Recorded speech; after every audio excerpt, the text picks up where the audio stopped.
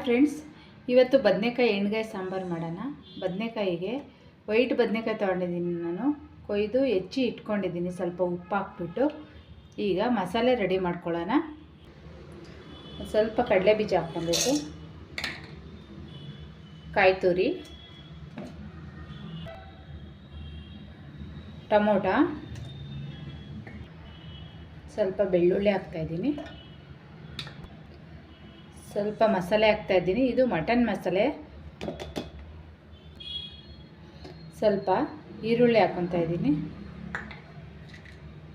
ಒಂದು ಸ್ವಲ್ಪ ಚಕ್ಕೆ ಲವಂಗ ಹಾಕ್ಕೊತಾ ಇದ್ದೀನಿ, ಸ್ವಲ್ಪ ಖಾರದ ಪುಡಿ ಹಾಕ್ಕೊತಾ ಇದ್ದೀನಿ.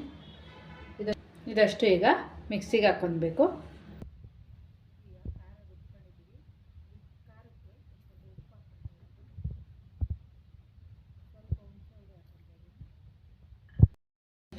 ಈಗ ಖಾರ ಎಲ್ಲ ಮಿಕ್ಸ್ ಮಾಡ್ಕೊಂಡಿದ್ದೀನಿ. ಇದನ್ನು ಬದನೆಕಾಯಿ ಈ ಥರ ಹೆಚ್ಚಿಟ್ಕೋಬೇಕು, ಇದಕ್ಕೆ ತುಂಬ್ಕೊಬೇಕು.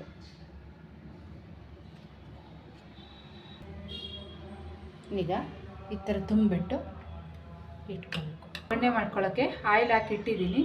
ಸ್ವಲ್ಪ ಸಾಸಿವೆ ಹಾಕ್ತಾಯಿದ್ದೀನಿ, ಸ್ವಲ್ಪ ಈರುಳ್ಳಿ ಹಾಕ್ತಾಯಿದ್ದೀನಿ, ಸ್ವಲ್ಪ ಕರಿಬೇವು ಹಾಕ್ತಾಯಿದ್ದೀನಿ,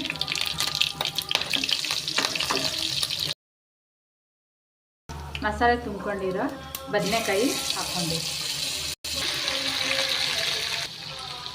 ಇದು ಎಣ್ಣೆಲೆ ಒಂದು 5 ನಿಮಿಷ ಹಿಂಗೆ ಕರ್ಕೊಬೇಕು. ನೀಟಾಗೆಲ್ಲ ಬಾಡಾದಮೇಲೆ ಮಸಾಲೆ ಬಿಟ್ಕೋಬೇಕು. ಈಗ ಎಣ್ಣೆಯಲ್ಲಿ ಬಾಡಿಸ್ಕೊಂಡಿದ್ದೀವಿ. ಹುರಿದಿರೋ ಮಸಾಲೆನೂ ಇದಕ್ಕೆ ಹಾಕಬೇಕು. ಫ್ರೆಂಡ್ಸ್, ಈಗ ಇದನ್ನು ಒಂದು 10 ನಿಮಿಷ ಕುದಿಯಕ್ಕೆ ಬಿಡಬೇಕು. ಮುಚ್ಚಳ ಹಾಕ್ಬೇಕು.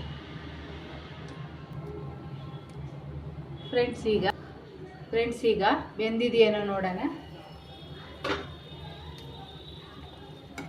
ಬೆಂದಿದೆ.